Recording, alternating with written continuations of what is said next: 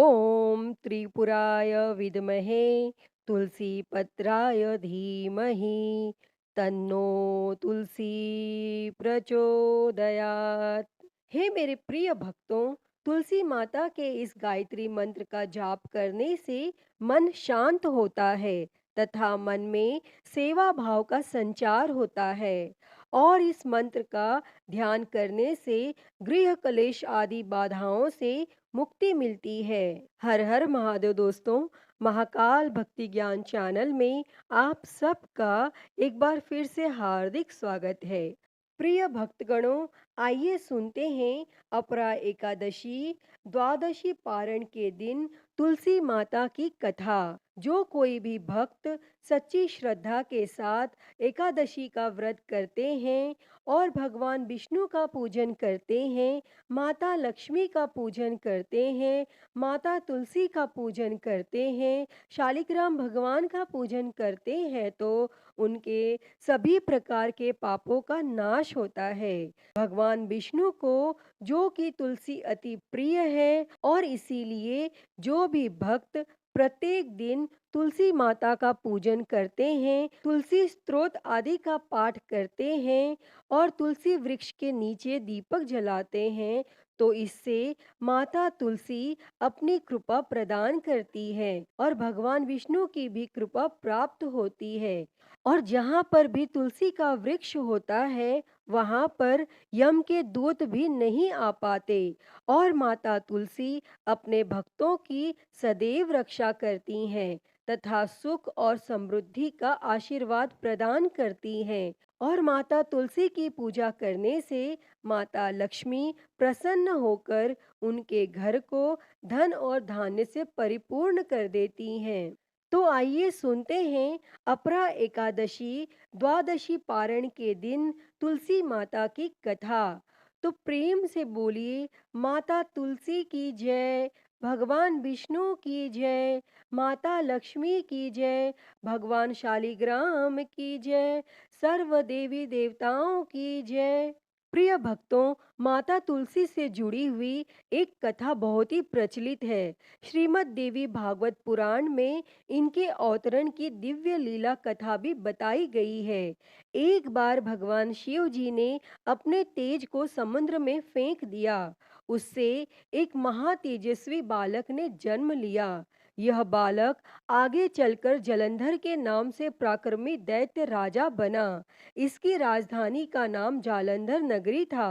दैत्यराज कालनेमी की कन्या वृंदा का विवाह जालंधर से हुआ। जालंधर महाराक्षस था। अपनी सत्ता के मद में चूर उसने माता लक्ष्मी को पाने की कामना से युद्ध किया, परंतु समुद्र से ही उत्पन्न होने के कारण माता लक्ष्मी ने उसे अपने भाई के रूप में स्वीकार किया और वहां से पराजित होकर वह देवी पार्वती को पाने की लालसा से कैलाश पर्वत पर गया और वह जालंधर भगवान देवाधिदेव शिव जी का रूप धरकर माता पार्वती के समीप गया, परंतु मां ने अपने योग बल से उसे तुरंत पहचान लिया तथा वहां से अंतर ध्यान हो गईं।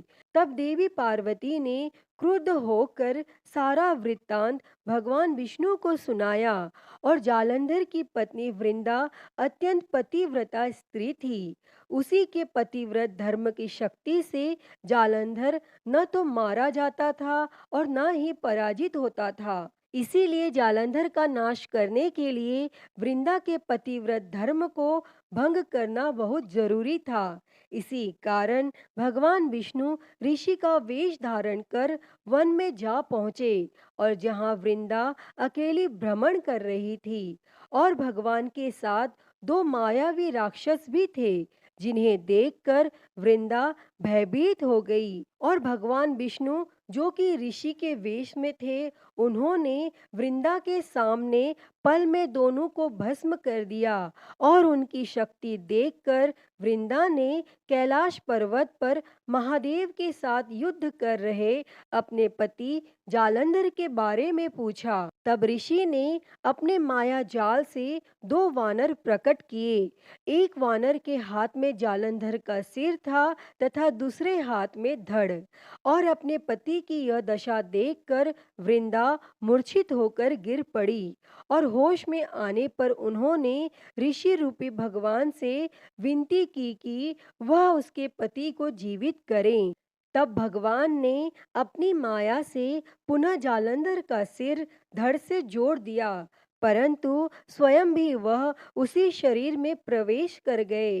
वृंदा को इस छल का जरा आभास न हुआ। जालंधर बने भगवान के साथ वृंदा पतिव्रता का व्यवहार करने लगी, जिससे उसका सतीत्व भंग हो गया।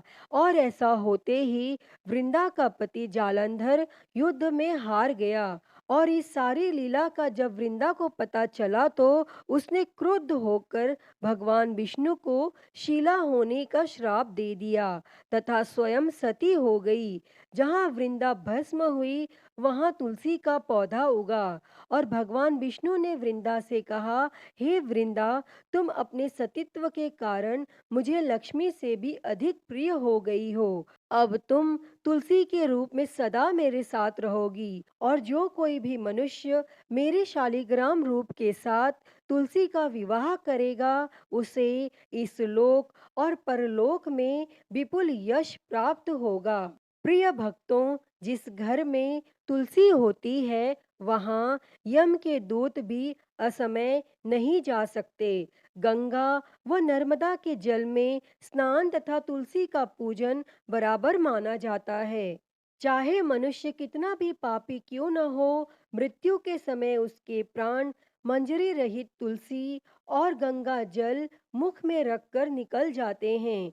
वह पापों से मुक्त होकर बैकुंठ धाम को प्राप्त होता है। जो मनुष्य तुलसी व आंवलों की छाया में अपने पितरों का श्राद्ध करते हैं उसके पितर मोक्ष को प्राप्त होते हैं। भक्तों, उसी दैत्य जालंधर की यह भूमि जलंधर नाम से विख्यात है। और सती वृंदा का मंदिर मोहल्ला कोट किशनचंद में स्थित है। कहते हैं इस स्थान पर एक प्राचीन गुफा थी जो सीधी हरिद्वार तक जाती थी। सच्चे मन से 40 दिन तक सती वृंदा देवी के मंदिर में पूजा करने से सभी मनोरथ पूर्ण होते हैं। तो आइए अब सुनते हैं तुलसी माता से जुड़ी हुई एक और कहानी। एक बुढ़िया माई थी। वह तुलसी माता को रोज सींचती और कहती कि हे तुलसी माता, सबकी दाता, मैं तेरा बिड़ला सींचती हूँ, मुझे बहू दे, पीताम्बर की धोती दे, मीठा मीठा घास दे, बैकुंठ में वास दे, चटक की चाल दे, पटक की मौत दे, चंदन का काठ दे, रानी सा राज दे, दाल भात का भोजन दे, ग्यारस की मौत दे, कृष्ण जी का कंधा दे। और वह बुढ़िया माई रोज तुलसी माता को सींचती और यही कहती। तब तुलसी माता यह सुन सुनकर सूखने लगीं। तो एक दिन भगवान श्री कृष्ण ने पूछा कि हे तुलसी, तुम क्यों सूख रही हो? तब तुलसी माता ने कहा कि एक बुढ़िया रोज आती है और यही बात कह जाती है, मैं सब बात तो पूरा कर दूंगी, लेकिन कृष्ण का कंधा कहाँ से लाऊंगी? तब भगवान श्री कृष्ण बोले, जब वो मरेगी तो मैं अपने आप कंधा दे दूंगा, तू बुढ़िया माई से कह देना। और फिर जब बुढ़िया माई मर गई सब लोग आ गए और जब माई को ले जाने लगे तो वह किसी से न उठी। तब भगवान एक 12 बरस के बालक का रूप धारण करके आए। तब उस बालक ने कहा, मैं माई के कान में एक बात कहूंगा तो बुढ़िया माई उठ जाएगी।